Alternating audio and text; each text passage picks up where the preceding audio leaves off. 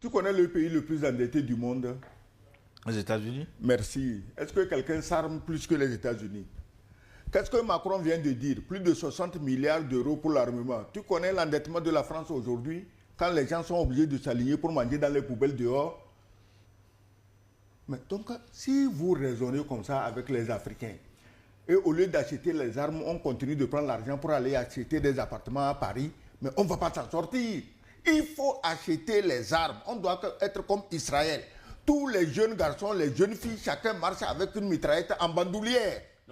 C'est comme ça qu'on devait vivre en Afrique. D'abord, il y a une perception qu'il faudrait corriger. Parce que vous semblez avoir posé la question en voulant sous-entendre que les pays africains n'ont pas beaucoup de moyens et que le contexte économique est difficile. Ce n'est pas moi qui sous-entends, c'est un président, notamment Benoît, qui l'a dit, qui n'a pas d'argent pour acheter les blindés. Mais bien sûr. Et la dernière fois, il s'est fait aider par un hélicoptère, dans la réalité, un avion de surveillance. Oui, mais il se trouve que réellement, où est-ce que les autres pays là trouvent les moyens, les impérialistes? C'est en Afrique qu'ils viennent chercher beaucoup de moyens. Donc, il faut qu'on arrête de croire que nous n'avons pas, que nous ne sommes pas riches. C'est faux. L'Afrique est bien riche. Nous avons beaucoup de ressources en Afrique. Tant que tu as un deal avec les terroristes, tu ne peux pas gaspiller l'argent à acheter des armes puisque les terroristes évitent de t'attaquer.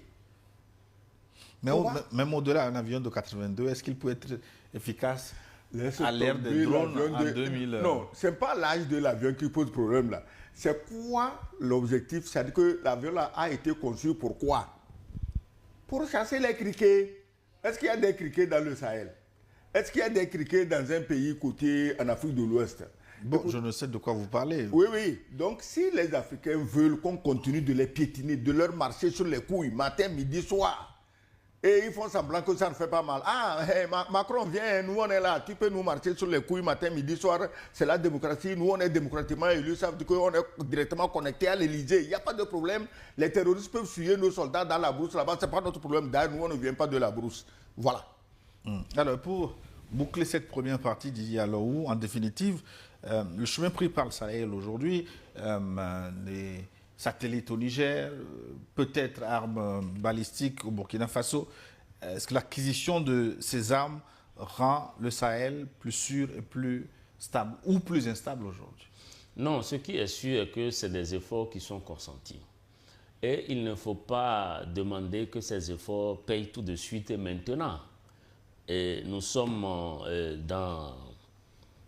l'AES aujourd'hui est inscrite dans une logique de travail permanent et qui va donner certainement. Il y a des résultats qui se font déjà sentir aujourd'hui, mais il y a beaucoup d'autres résultats qu'il faut mesurer dans 5 ans, dans 10 ans, dans 20 ans. Donc, mais même les grands pays développés aujourd'hui dont on parle n'ont pas fait tout cela en 2 ans, en 3 ans. Donc, il faut laisser l'AES continuer.